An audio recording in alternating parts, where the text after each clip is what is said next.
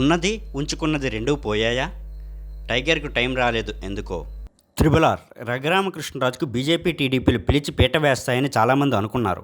కానీ ఆయన కోరుకున్న నరసాపురం సీటు ఆయనకు రాలేదు. సరే, బీజేపీ ఇవ్వలేదు, టీడీపీ ఇస్తుందనుకున్నాం.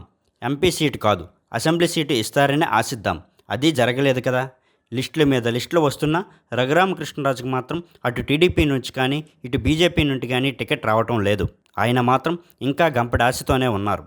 నామినేషన్ల వరకు టైం ఉంది కాబట్టి టైగర్కు టైం వస్తుందనే అనుకుందాం. చూద్దాం ఏం జరుగుతుందో. అయితే త్రిబుల్ ఆర్కు టికెట్ రాకపోవడంపై వైసీపీ శ్రేణులు మాత్రం సంబరపడుతున్నాయి.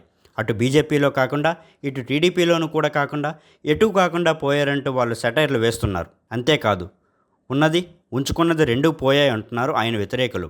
ఆయన మాత్రం ఈసారి ఎన్నికలలో పోటీ చేయడం ఖాయమని చెప్తున్నారు. జగనే తనకు టికెట్ రాకుండా చేశారని ఆరోపణలు చేస్తున్నారు. ఒకవేళ జగన్ ప్రభావం వల్ల బీజేపీ ఆయనకు టికెట్ ఇవ్వలేదనుకుంటే మరి టీడీపీలో టికెట్ ఎందుకు రానట్టు? ఈ ప్రశ్నకి మాత్రం సమాధానం లేదు. అయితే రఘురామ మాత్రం ఇంకా నమ్మకంగానే ఉన్నారు. నరసాపురం నుండి కూటమి అభ్యర్థిగా పోటీ చేస్తానన్న నమ్మకం తనకు ఇంకా ఉందని, పవన్, చంద్రబాబు, మోడీపై పూర్తి విశ్వాసం ఉందని చెప్తున్నారు. నాకెందుకు అన్యాయం చేశారు? జగన్మోహన్ రెడ్డిని ఎదిరించినప్పుడు నన్ను జైల్లో పెట్టారు. అప్పుడు చంద్రబాబు నాకు ఎంతో సహాయం చేశారు. అలాంటి వ్యక్తి ఇప్పుడు నాకెందుకు అన్యాయం చేస్తారు? జైల్లోనే నన్ను చంపకుండా, నా పదవి పోకుండా అండగా నిలిచిన కేంద్ర ప్రభుత్వ పెద్దలు ఇప్పుడు నాకు అన్యాయం చేస్తారన్న ఆలోచన కూడా నాకు లేదు. నాకు టికెట్ లభించడంపై నా నియోజకవర్గంలోని ప్రజలకే కాదు, సీఎం జగన్ను ద్వేషించే ప్రతి ఒక్కరికి ఉంది. కావున నాకు సీటు తప్పకుండా వస్తుందన్న నమ్మకం ఉందని అంటున్నారు.